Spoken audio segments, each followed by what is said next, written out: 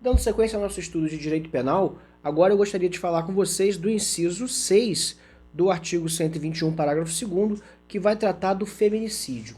A primeira coisa é que esse inciso 6, juntamente com o inciso 7, foram incluídos pela Lei 13.104 de 2015.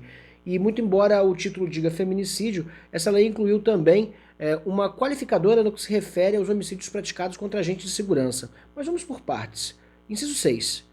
Contra a mulher por razão da condição de sexo feminino.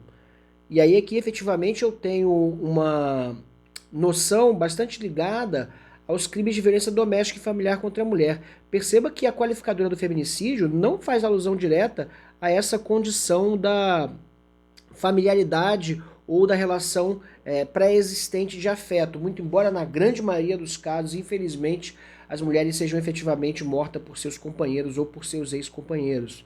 Infelizmente, essa estatística demonstra que, de fato, a violência contra a mulher em razão do gênero muitas vezes está relacionada às relações pré-existentes de afeto que possam efetivamente ter aproximado a vítima e o autor dos fatos.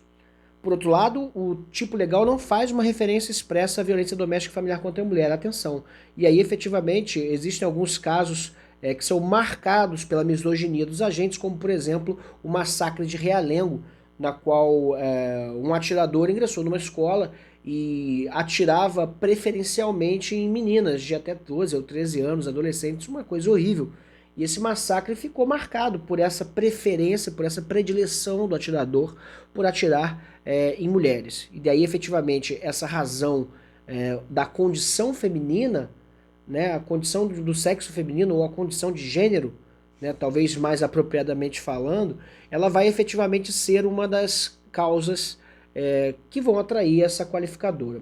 Aí a doutrina vai efetivamente problematizar a questão das mulheres trans, né? Então, uma mulher trans poderia ser vítima de feminicídio? Bom, o César Roberto Bittencourt ele diz que sim, porque a interpretação contemporânea é que se alguém pode efetivamente fazer jus às modificações em razão de pedido judicial dos seus documentos de identidade, da certidão de nascimento, efetivamente possa ser para todos os efeitos considerado como mulher, e aí efetivamente, por que não estaria dentro do espectro de abrangência do inciso 6 do parágrafo 2º do crime do artigo 121. Então, por que não haveria aqui uma qualificadora também? Né? Por que sendo reconhecida juridicamente como mulher, uma mulher trans não estaria dentro do âmbito protetivo da norma do artigo 121? Bom, aqui existe uma condição a ser considerada. Nós estamos falando de gênero ou nós estamos falando de sexo? Se estamos falando de gênero, nós podemos efetivamente tratar aqui de alguma percepção social, de construto social. E sexo, por outro lado, se refere ao sexo biológico. Então essa controvérsia precisa ser considerada, e sobretudo porque nós estaríamos aqui fazendo uma interpretação de sexo como gênero, levando a uma interpretação em Malam Partem, que me parece uma dificuldade técnica dos defensores desse argumento. Eu não tenho uma posição definida sobre isso, é preciso estudar as discussões a respeito de sexo e gênero são muito específicas, muito embora efetivamente nós estejamos diante de um problema que precisará ser solucionado em breve. A presença de uma qualificadora, como nós já vimos, modifica severamente o status do delito. E aí, efetivamente, o homicídio qualificado vai trazer as consequências penais de estilo e que são efetivamente muito mais duras do que as do homicídio simples. Por outro lado, a mesma lei, e aí efetivamente a gente só pode entender isso por causa das batalhas ideológicas do Congresso, né, os acordos que acabam sendo traçados, curiosamente, na mesma legislação se incluiu um dispositivo para tornar qualificado o homicídio praticado contra a autoridade ou agente descrito nos artigos 142 e 144 da Constituição Federal, integrantes do sistema prisional e da Força Nacional de Segurança Pública, no exercício da função ou em decorrência dela, ou contra seu cônjuge, companheiro ou parente consanguíneo até terceiro grau, em razão dessa condição. Ou seja, as pessoas que estão descritas no artigo 142 e 144 da Constituição são efetivamente os profissionais de segurança pública, né, integrantes de qualquer uma das polícias, corpo de bombeiros, guarda municipal, né? E aí efetivamente haveria aqui uma inclusão dessas pessoas no espectro de abrangência do homicídio qualificado, né? Naturalmente levando a pena de reclusão de 12 a 30 anos. Né? E aí o parágrafo 2º vai tratar aqui efetivamente de discriminar o que seria essas razões de condição de sexo feminino, né? E aí o parágrafo 2º-A vai dizer: considera-se que há razões de condição de sexo feminino quando o crime envolve 1.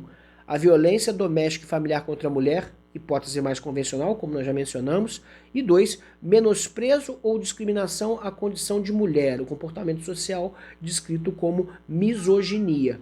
E aí, efetivamente, nós estamos diante de um campo mais abrangente do que aquele da Lei Maria da Penha, da Lei 11.340, né? De fato, aqui nós estaríamos diante de um espectro mais abrangente da legislação.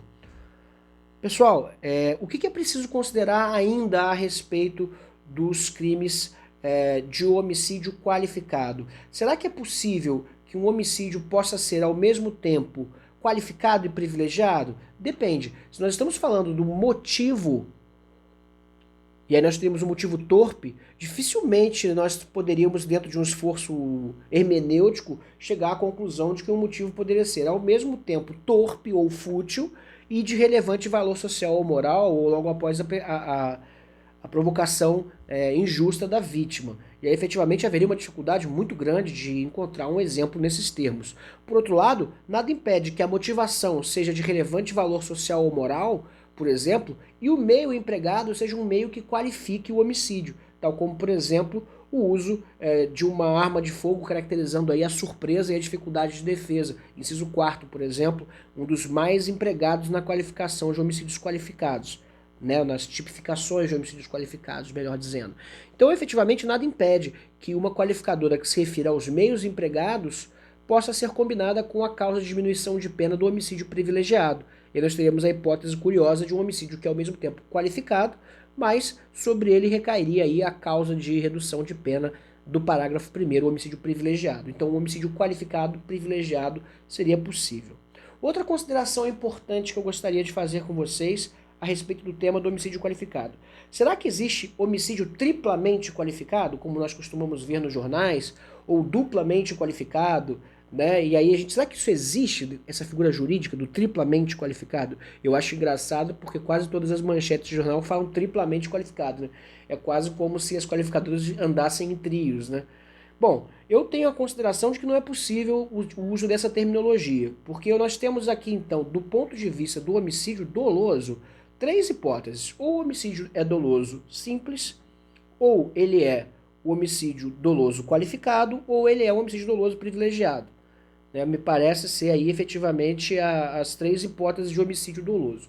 Agora, quando nós estamos tratando efetivamente da presença de mais de uma qualificadora, nós vamos ter que a primeira qualificadora a ser invocada, ela vai servir para tipificar o delito como homicídio qualificado. E efetivamente aí nós estaríamos diante daquela reprimenda descrita no parágrafo 2º, e de tal forma que a gente teria, é claro, aí todas as consequências e o gravame desse tipo de tipificação.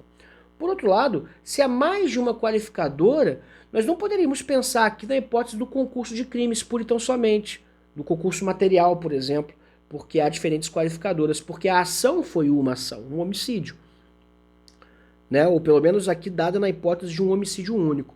O que normalmente a doutrina vai dizer? Ela vai dizer que, na verdade, a primeira qualificadora vai tipificar o delito e as demais vão servir como causas de aumento de pena por causa da culpabilidade. Entrariam então aí na fase da dosimetria da pena, em que as condições do delito serviriam para fixar a pena base mais afastada do mínimo legal, ou, segundo outra corrente, entrariam aí como causa de aumento de pena, aumentando de 1/3 ou mais, como circunstâncias judiciais do delito, né? E aí, efetivamente, a gente teria um julgamento no qual a culpabilidade seria aumentada, independente da corrente que se vai utilizar, né? A culpabilidade seria aumentada em decorrência da presença de mais de uma qualificadora.